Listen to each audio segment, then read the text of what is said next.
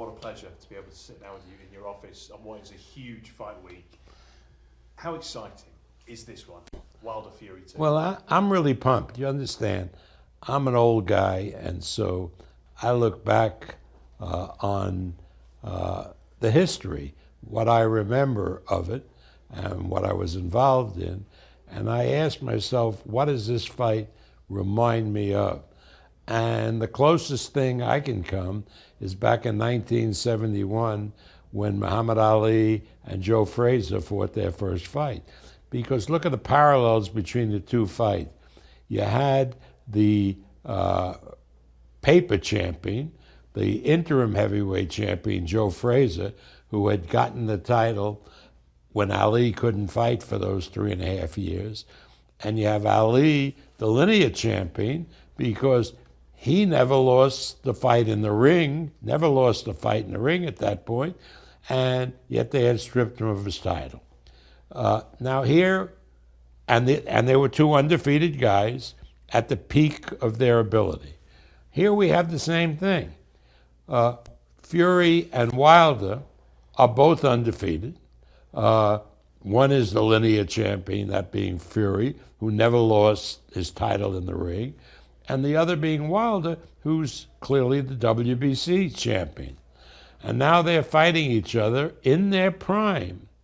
And the similarities are eerily reminiscent of Ali Frazier.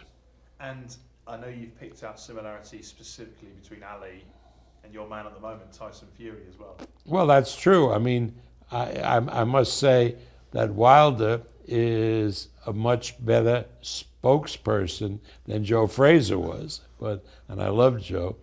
But Tyson Fury is the current edition of Muhammad Ali. He can connect with the public. He says outrageous things in a funny way. The only difference is that Ali used to talk in sound bites, and Tyson Fury talks in paragraphs. Tyson Fury has become really popular as well here in America, hasn't he? What is that down to? Is that his personality? Is it his in-ring performance? Because he's been away for a long time. To become popular in America, they have to recognize you as an elite athlete.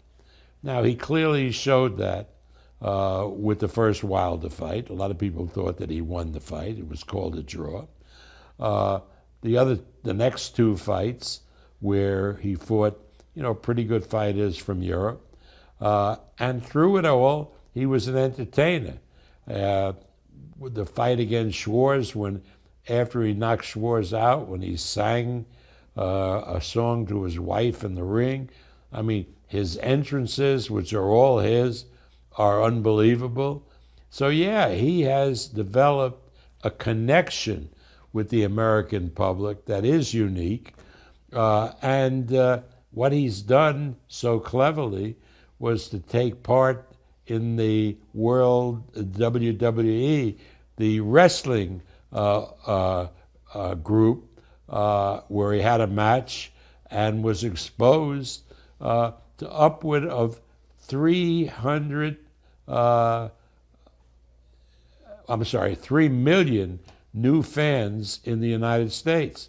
Now, many of those people who are wrestling people and wouldn't buy a boxing match are going to buy it on pay-per-view because they now believe that Tyson Fury is one of them. Las Vegas is your home. It's becoming a home from home now for Tyson Fury as well. Even though he's not in Britain, he's in America. Is this perhaps a home fight for Tyson Fury and more difficult for Deontay Wilder? Well, Wilder has fought a lot of his fights in Las Vegas. He is very, very popular. He's a very decent guy, and he speaks well. Fury has been adopted by a lot of people here in Las Vegas. But, with the commission being the commission that it is, and all things being considered, I don't think there's an advantage for either guy. That's when, the talk was, well, maybe we should have a Brit judge to even things out. And Tyson and I had said the same thing. No, we don't want that. Let's just use American judges. I don't think either fighter has an advantage in that regard. The first fight was a draw, as you say. Many people thought Tyson won. Deontay Wilder thinks he won. This is fight number 2, so we're going to get a winner one way or another. Is there a clause in the contract for a third fight? Yes, there is. There's an automatic third fight with the winner getting 60% and the loser 40%, with the proviso that the loser can pull the plug and cancel the third fight. That's it. Simple. It's no nonsense. That's what it is. So as far as you're sitting here today, you think we're going to see a trilogy? I would think so, yeah, but you never know. When Fury knocks out Wilder in the early rounds, maybe Wilder doesn't want any further part of Fury. You never know. So where does that leave the rest of the heavyweight division? Because in Britain we've got not one but 2 other heavyweights who are knocking on the door. We've got Anthony Joshua and talk of this unified title fight, which we all want to see. And also Dillian Whyte, who's the mandatory challenger for the WBC. Well, Dillian Whyte's a good fighter, and he'll get his shot down the road. As far as Joshua is concerned, the only people that think that Joshua is an elite heavyweight are the Brits. He isn't. He isn't. Andy Ruiz is a good heavyweight, but he's not a top-tier fighter. And any fighter that gets knocked out by Andy Ruiz is not an elite fighter, despite what Eddie Hearns keeps mouthing about. Does that make it then easier to convince either Deontay Wilder or Tyson Fury to fight Anthony Joshua because he's so vulnerable? Well, first of all, there won't be an Anthony Joshua after June when he fights Pulev, and I mean that seriously. Andy Ruiz is an okay fighter. He doesn't compare with a Pulev, who's bigger, stronger, more mobile, and will be in shape. I mean, Andy Ruiz wasn't really in shape for the first fight, no less the second fight.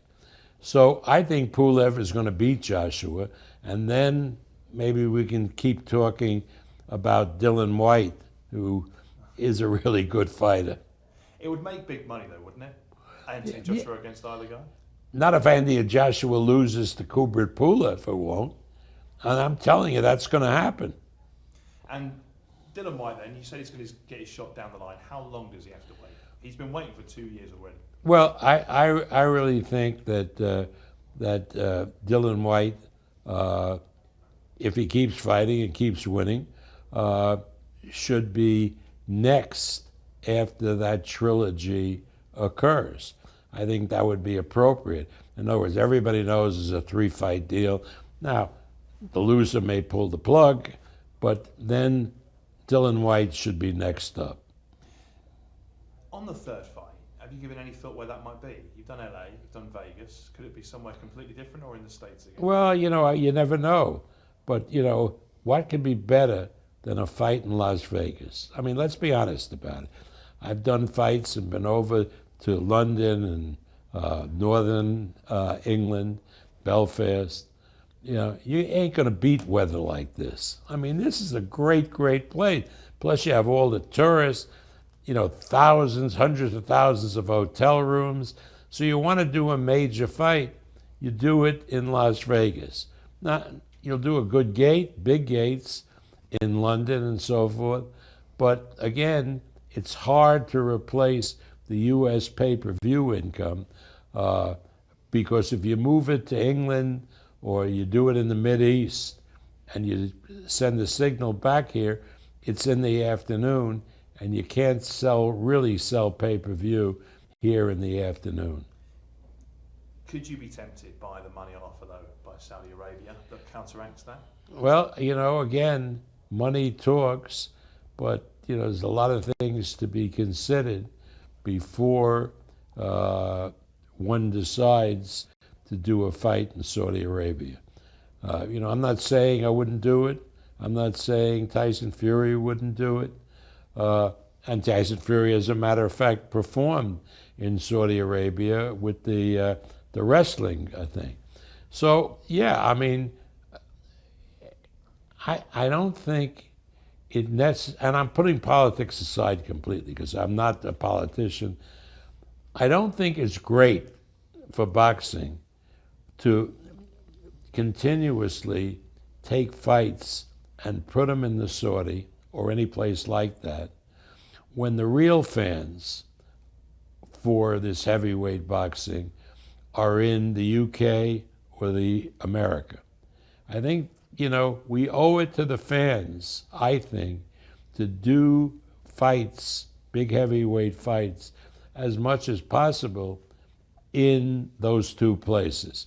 Now, I don't begrudge Eddie Hearn for taking the money that he took to do the Joshua Ruiz rematch in Saudi. He made a good deal, but you can't keep going back to that well just because there's a place that's gushing money from the oil coming up from the ground. I just don't think, something about it really seems wrong to me.